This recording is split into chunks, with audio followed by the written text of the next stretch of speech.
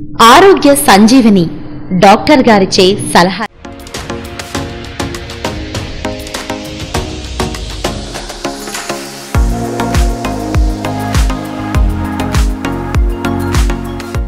నమస్తే, welcome to 1TV health. ముఖ్యంగా మన సంస్కృతి కానీ మన సంప్రదాయం చూసుకుంటే బాలింతలు అంటే డెలివరీ అయిన తర్వాత బాలింతలు ఎన్నో జాగ్రత్తలు తీసుకుంటూ ఉంటారు. అంటే అటు బేబీ ఆరోగ్యం కోసం, మదర్ ఆరోగ్యం కోసం, మరి ఇంట్లో చేసేటువంటి ప్రతి ఒక్క పని కూడా అంటే 15 రోజులు, నెల రోజుల వరకు వారికి ఆహార విషయంలో చాలా నియమాలు ఉంటాయి. చాలా కష్టతరమైన నియమాలు ఉంటాయి. అది తినకూడదు, ఇది తినకూడదు అంటారు. ముఖ్యంగా నీళ్లు కూడా తాగడానికి చాలా అబ్జెక్షన్స్ ఉంటాయి. అలాగే పొగ అంటూ ఒక రకమైనటువంటి వేపాకేసి పొగ పెడుతూ ఉంటారు. అంటే శరీరం ఆరడానికి అని అంటూ ఉంటారు పెద్దలు. నిజంగా ఇవి ఎంతవరకు కరెక్ట్?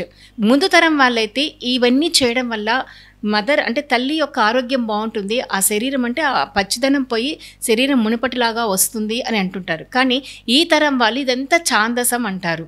మరి ఏది కరెక్ట్, ఏది తప్పు, ఏది ఒప్పు అనే విషయాల్లో మనము డాక్టర్ విష్ణుప్రియ మేడం గారిని అడిగి తెలుసుకుందాం. మరి డాక్టర్ పి విష్ణుప్రియ గారు గర్భిణీ స్త్రీల వ్యాధి వైద్య నిపుణులు, కర్నూలు నగరంలో చాలా ప్రసిద్ధి చెందినటువంటి వైద్యులు, అలాగే సంతాన సాఫల్య కేంద్ర నిపుణులు, మరి ముఖ్యంగా లాప్రోస్కోపిక్ సర్జన్.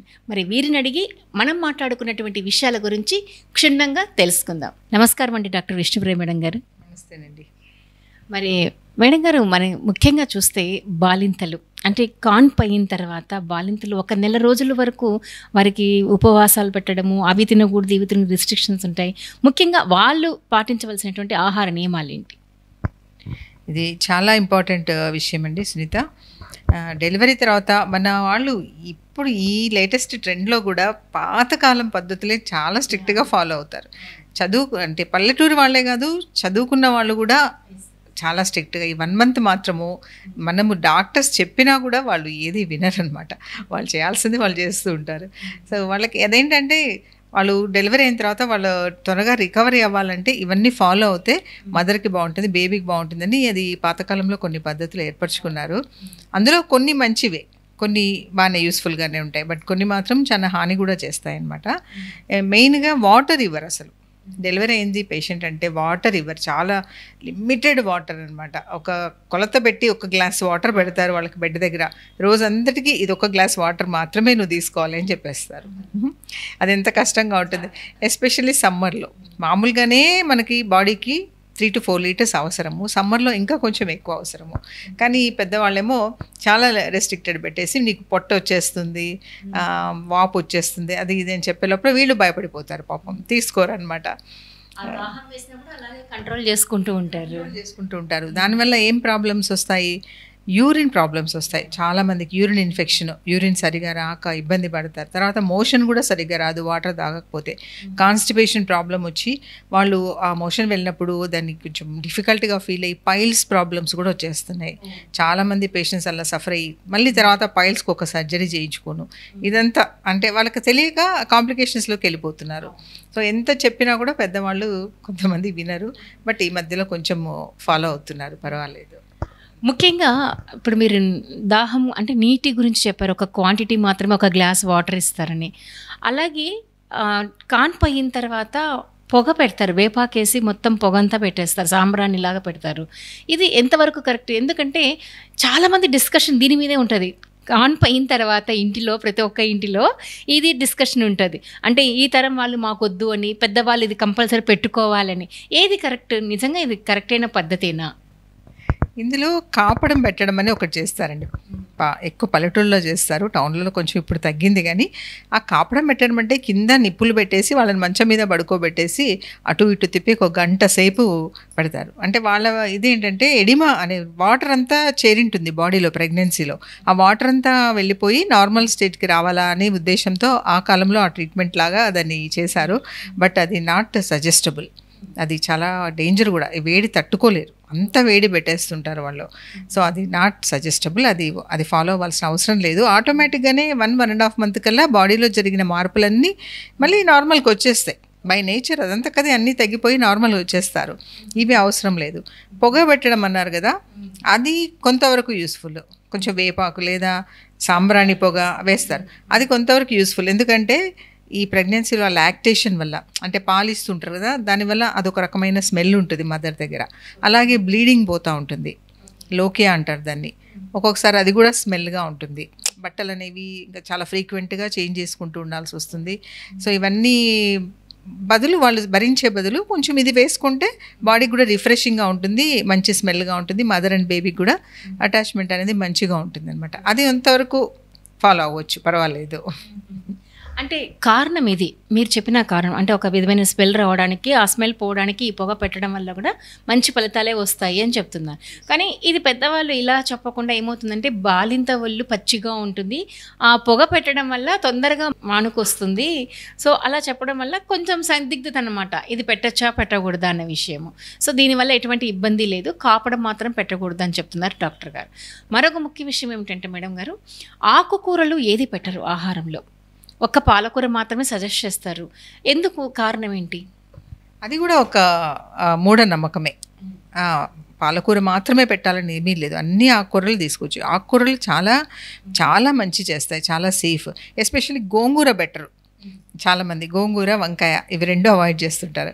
అంటే పాతకాలంలో కొంచెం వాటితో అలర్జీస్ వచ్చేవని, అప్పుడు మరి అవేమంటారు, అప్పుడు బ్రీడ్స్ అలా ఉన్నాయో ఏమో, గోంగూర తిన్నా వంకాయ తిన్నా చాలామందికి అలర్జీ వస్తాయి, దురదలు వస్తాయి అనేది ఉంది. కాబట్టి ప్రెగ్నెన్సీకి అసలు ఇవ్వరు అనమాట. ఇప్పుడు అలాంటిది ఏమీ లేదు, ఇప్పుడు మనకు దొరికేవన్నీ మంచివే, అన్నీ సేఫ్గానే ఉంటున్నాయి. ఎనీ వెజిటబుల్, ఎనీ ఆకుకూరలు, ఏ ఆకుకూరలైనా తీసుకోవచ్చు. కూరగాయలు కూడా అన్నీ తినొచ్చు. ఎక్కువ spicy foods, oil, masala foods ఇలాంటివి అవాయిడ్ చేస్తే సరిపోతుంది. నేను non vegetarian, egg, there is no restriction for food అమ్మా. బట్ ఏది తిన్నా లిమిట్గా తీసుకుంటూ ఉండాలి, ఫ్రీక్వెంట్గా, కొద్ది కొద్దిగా. మెయిన్గా లిక్విడ్ డైట్ అనేది చాలా ఇంపార్టెంట్ డెలివరీ తర్వాత, ఎందుకంటే లాక్టేషన్ అంటే పాలు మంచిగా రావడానికి అది చాలా యూజ్ అవుతుంది లిక్విడ్ డైట్. సో ఇవన్నీ తెలుసుకొని ఫాలో అవుతే ప్రాబ్లం ఏముండదు. కొంతమంది మూర్ఖంగా ఆ పాతకాలంలో ఫాలో అయ్యే వాళ్ళకి చాలా ఇబ్బందులు పడుతుంటారు, వాళ్ళకి చూస్తూ ఉంటామన్నమాట. అంటే ముఖ్యంగా మీ దగ్గర చాలామంది పేషెంట్స్ వస్తుంటారు కాబట్టి ఈ సమస్యలన్నీ చెప్తూ ఉంటారు, తెలుస్తూ ఉంటాయి. ముఖ్యంగా ఇంకొకటి ఏమంటే బేబీ ఈ ఆకుకూరలు ఎక్కువగా తీసుకోవడం వల్ల బేబీ మోషన్ గ్రీన్గా అవుతుంది, అందుకే అవాయిడ్ చేస్తారని అంటున్నారు కదా. ఒకవేళ అలా అయినా కూడా ఏదైనా ప్రాబ్లమా బేబీకి? అలాంటిది ఏముండదండి. మెయిన్ మదర్ ఎలాంటి ఫుడ్ తీసుకున్నా పాలు అనేది ఒకటే రకంగా ఏర్పడుతుంది. ఆమె తినే డైట్ వల్ల పాలు మారిపోవడం అనేది ఉండదు. పూటకి పాలు రకరకాలుగా మార్పులు చెందవు. నువ్వు ఏ పూట టెస్ట్ చేసినా ఆ పాలలో ఒకే రకమైన విటమిన్సే, ఒకే రకమైన పదార్థమే ఉంటుందన్నమాట. ఇది మూఢనమ్మకం. అది ఇండైజెషన్ వల్ల కొంచెం బేబీకి అలాగా కలర్ మారడము, మోషన్ కలర్ మారడం అలా జరుగుతుంది. కానీ ఈ మదర్ తినే తిండి వల్ల అయితే ఏమీ ప్రాబ్లం ఉండదు. సో మనము మదర్ తీసుకున్న ఆహారం ఈజీగా డైజెషన్ అయ్యి బేబీకి మంచి ఫీడ్ వస్తుంది అంటుంటారు కదా. మరి బేబీకి మంచి ఫీడింగ్ రావాలన్నా, బేబీ తీసుకున్న ఫీడింగ్ ఆహారం అంటే పాలు త్వరగా డైజెషన్ కావాలన్నా మదర్ ఎటువంటి ఆహారం, ప్రత్యేకమైన ఆహారం తీసుకుంటే బాగుంటుంది? అలాగా ప్రత్యేకమైన ఆహారం అనేది లేదు. అంటే లాక్టేషన్ బాగా రావడానికి, అంటే పాలు బాగా బేబీకి సరిపోయేంతగా రావడానికి వాళ్ళు డైట్ ఫాలో అవ్వాలి. సో అందులో మంచి క్వాంటిటీ డైట్, మంచిగా ఇదిగో వెల్లుల్లి అంటారు కదా, అది మంచిది. పెద్దవాళ్ళు కొంచెం వెల్లుల్లి ఎక్కువ తినమని చెప్తారు, అది మంచిది. లాక్టేషన్కి బాగా హెల్ప్ చేస్తుంటే పాలు బాగా రావడానికి. తర్వాత పప్పు తినకూడదు అని పప్పు ఇవ్వరు మెయిన్గా, కానీ తప్పు. అది ప్రోటీన్ ఫుడ్ అనేది మదర్కి రావాలి. అందులో పెసరపప్పు అనేది బాగా ఇవ్వచ్చండి, అది కొంచెం లైట్గా ఉంటుంది, డైజెషన్ బాగా అవుతుంది, మంచిగా పాలు రావడానికి కూడా ఉపయోగపడుతుంది. అట్లానే పాలు బాగా తాగాలి. రోజుకు 1 లీటర్ పాలు అవసరం డెలివరీ అయిన మదర్కి. అది పాలలాగా లేదా పెరుగులాగా ఎలాగైనా సరే ఏదో ఒక రూపంలో ఆ పాలు అనేది 1 లీటర్ అనేది వాళ్ళు తప్పకుండా తీసుకోవాలి. వీళ్ళు పెరుగు కూడా ఇవ్వరు, అదొకటి ఉంది. పాతకాలం పద్ధతుల్లో పెరుగు అనేది ఇవ్వరు, పాలు మాత్రం ఎన్నైనా ఇస్తారు. సో ఏదో ఒకటి అనేది తీసుకుంటే మంచిది. బట్ పెరుగు తీసుకున్నా, ఈవెన్ బటర్ మిల్క్ తీసుకున్నా డెలివరీ అయిన వాళ్ళకు ఎలాంటి ప్రాబ్లం అయితే ఉండదు. ముఖ్యంగా బ్రెడ్, పాలు ఎక్కువగా సజెస్ట్ చేస్తూ ఉంటారు ఇంట్లో పెద్దవాళ్ళు, దీనివల్ల ప్రయోజనం ఉందంటారా? మా బ్రెడ్ తినేటప్పుడు అంటే సాఫ్ట్ డైట్ ఈజీగా డైజెస్ట్ అవుతుంది, దాంట్లో ఏమి యాడ్ చేసిండారు కదా అన్నట్టు వాళ్ళ ఉద్దేశం. పెద్దవాళ్ళు ఏమి కలపరు, అంటే వేరే మసాలాలు ఇలాంటివి ఏమి ఉండవు అన్నట్టు. బట్ ఆ బ్రెడ్ అనేది మైదాతో చేసిన బ్రెడ్ ఇవ్వకూడదు. అది కాన్స్టిపేషన్కి దారితీస్తుంది, డైజెషన్ ప్రాబ్లమ్స్ వస్తాయి, ఇవన్నీ వస్తాయి. సో మైదా బ్రెడ్ అస్సలు తీసుకోకూడదు. ఏదైనా మన వీట్ బ్రెడ్ మనం కరెక్ట్గా కనుక్కొని తీసుకోవాలి. వీట్ బ్రెడ్ లేదా మల్టీగ్రెయిన్ బ్రెడ్ ఇలాంటివి వస్తున్నాయి కదా, అవి కొంతవరకు యూజ్ అవుతాయి. అసలు బ్రెడ్ మన అవసరమే లేదు. మనం మిగతా ఏదో ఫస్ట్ 1 or 2 days కొంచెం ఈజీగా డైజెస్ట్ అవ్వాలా, వాళ్ళకి తినడానికి ఈజీగా ఉండాలా అన్నట్టు తీసుకుంటే పర్లేదు, కానీ తర్వాత మాత్రం అసలు అవసరమే లేదు. మనం ఇంట్లో అన్నీ తినొచ్చు. ఇడ్లీ, దోశ, ఇంట్లో చేసిన ఏ పదార్థాలైనా అన్నీ తీసుకోవచ్చు.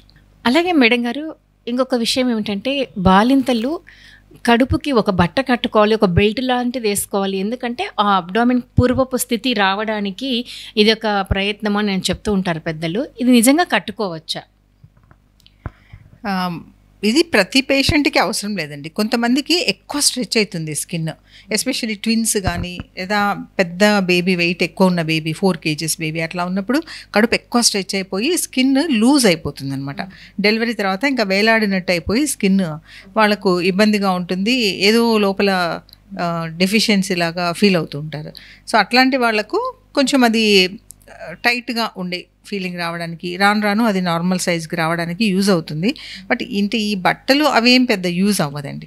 అట్లాంటి పేషెంట్స్కి బెల్ట్స్ దొరుకుతాయి, అబ్డామినల్ బెల్ట్స్ అని, అవి దొరుకుతాయి. బట్ అవి సైజుని బట్టి తీసుకోవాలి డాక్టర్ సలహాతో. అందరికీ ఒకే సైజు సరిపోదు, పేషెంట్కి ఉండే అబ్డామిన్ సైజుని బట్టి మీడియం సైజు, లార్జ్ సైజు అలా ఉంటాయన్నమాట. ఓవర్ టైట్గా ఉండకూడదు ఆ బెల్ట్ కూడా. చాలా టైట్గా ఉందంటే చాలా ఇబ్బందులు వస్తాయి, అలా లూజ్ ఉంటే యూజ్ ఉండదు. సో అందుకని కరెక్ట్గా ప్రాపర్ సైజు పెట్టి చూసుకొని డాక్టర్తో చూపించుకొని ఆ సైజ్ కరెక్ట్గా తీసుకోవాలి. అది కంటిన్యూగా పెట్టుకుంటే, బట్ 2-3 hours ఒక్కసారి దాన్ని రిలీజ్ చేస్తూ ఉండాలి. ఒక 10-15 minutes దాన్ని రిలీజ్ చేసేసి మళ్ళీ పెట్టుకుంటూ ఉండాలి. ఈవెన్ నైట్ టైం కూడా పెట్టుకుంటూ ఉండాలి, ఎస్పెషల్లీ 1 or 2 months. ఇది ముఖ్యంగా ఉపయోగపడేది డెలివరీ అయిన 1 or 2 months వరకే.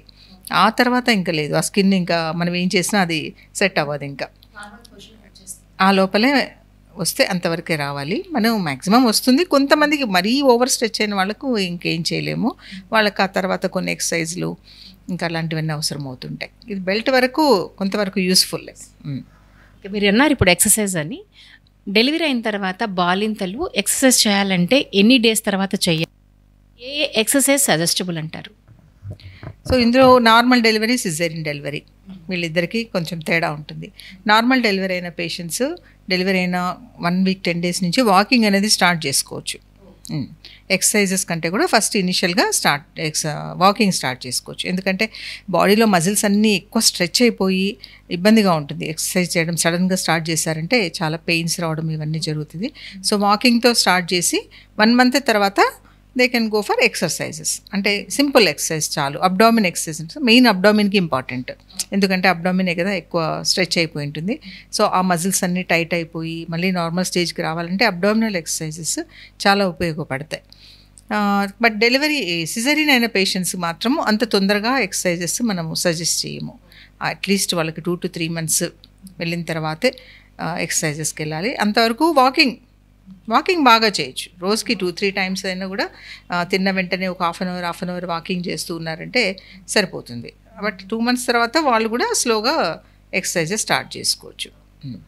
ఇప్పుడు జనరల్గా సిజరీన్ పేషెంట్స్కి స్టిచెస్ అనేది అంటే కరిగిపోయే స్టిచెస్ వేస్తున్నారు.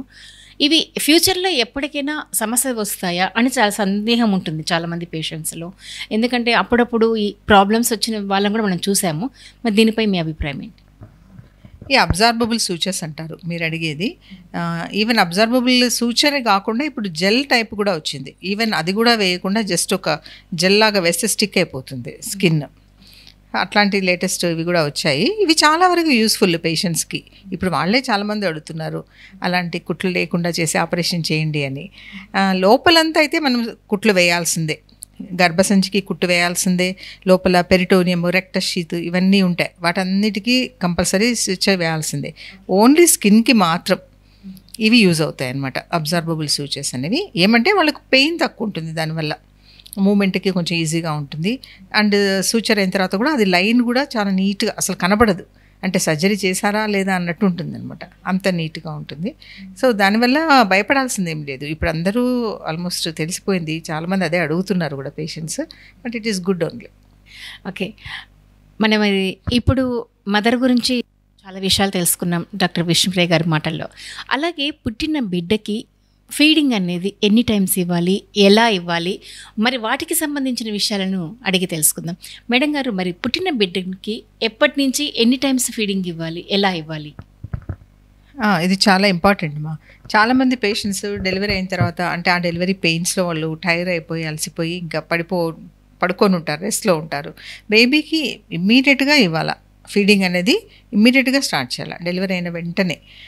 నార్మల్ డెలివరీ అయిన వాళ్ళు ఇంకా ఇమ్మీడియట్గా రూమ్కి షిఫ్ట్ చేసిన వెంటనే బేబీ ఫీడింగ్ స్టార్ట్ చేసేస్తే పాలు కూడా మంచిగా రావడం మొదలవుతుంది అనమాట. అంటే సిజరీన్ అయిన పేషెంట్స్ ఏమంటే కొంచెం అనస్థిషియాలో ఉంటారు, కొద్దిగా నొప్పి ఎక్కువ ఉంటుంది కాబట్టి వాళ్ళు కొంచెం ఒక 2-3 అవర్స్ తర్వాత నుంచి స్టార్ట్ చేసేయాలి. అది పాలు వస్తున్నాయా రాదా అనేది చూడకూడదు. వీళ్ళు బేబీ సక్ చేయడం స్టార్ట్ చేసిందంటే ఆటోమేటిక్గా లాక్టేషన్ అనేది కూడా స్టార్ట్ అయిపోతుంది.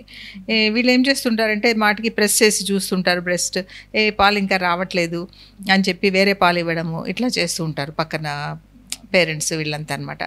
అది అలా కాదు, వస్తుందా రాకపోయినా కూడా వీళ్ళు సక్ చేశారంటే బ్రెస్ట్ కంపల్సరీగా లాక్టేషన్ అనేది స్టార్ట్ అవుతుంది. బాగా వచ్చే వరకు కావాలంటే కొంచెం పైన పాలు కానీ లేదా లాక్టేషన్ ఫార్ములాస్ అని వస్తుంటే అది అడిషనల్గా కొంచెం ఇస్తే ఇవ్వచ్చు. బట్ ఎంత ఎర్లీగా లాక్టేషన్ మదర్ దగ్గర పెట్టి బేబీని సక్ చేపిస్తే అంత మంచిగా లాక్టేషన్ వస్తుంది, బేబీ కూడా మంచి హెల్తీగా ఉంటారు. అలాగే అంటే పుట్టిన తర్వాత బేబీకి ఫీడింగ్ స్టార్ట్ అయిన తర్వాత డైలీ ఎన్ని టైమ్స్ ఇవ్వాలి? బేబీ ఏడ్చినప్పుడల్లా ఇవ్వాలా? ఎందుకంటే చాలా మంది విషయాలలో వింటూ ఉంటాము, ఎంత ఏడ్చినా కూడా ఇన్ని టైమ్సే పాలు ఇవ్వాలి బిడ్డకి అని చెప్తూ ఉంటారు పెద్దలు. ఇది ఎంతవరకు కరెక్ట్ అంటారు? అలా కాదు, మామూలుగా అయితే మంచి లాక్టేషన్ వస్తుంది, మదర్కి బాగా వస్తున్నాయి అంటే ఎవ్రీ 2 అవర్స్కి ఒకసారి ఇస్తే సరిపోతుంది. ఆ 2 అవర్స్ బేబీ కామ్గా పడుకొని ఉండడము, యాక్టివ్గా ఉన్నారు అంటే బేబీకి ఆ మిల్క్ సఫిషియెంట్గా సరిపోయినట్టు. లేదు వెంటనే తొందరగా ఏడుస్తున్నాడు అని అంటే మాత్రం పాలు సరిపోవడం లేదని అర్థం. సో ఆ టైంలో ఈమె ఇంకా మంచిగా ఫుడ్ తీసుకొని లేదా కొన్ని ట్యాబ్లెట్స్ ఉంటాయి లాక్టేషన్ ఇంప్రూవ్ కావడానికి, అలా ట్యాబ్లెట్స్ తీసుకొని ఇంకా ఫుడ్ అనేది ఇంప్రూవ్ చేసుకొని పాలు బాగా పెరిగేలాగా చూసుకోవాలి. అప్పుడు కూడా ఇంకా రావట్లేదు అని అంటే కొన్ని మెడికేషన్ ఉంటాయి, అది ఇవ్వచ్చు. లేదు అంటే ఇంకా అప్పుడు లాక్టేషన్ ఫార్ములాస్కి వెళ్తామన్నమాట.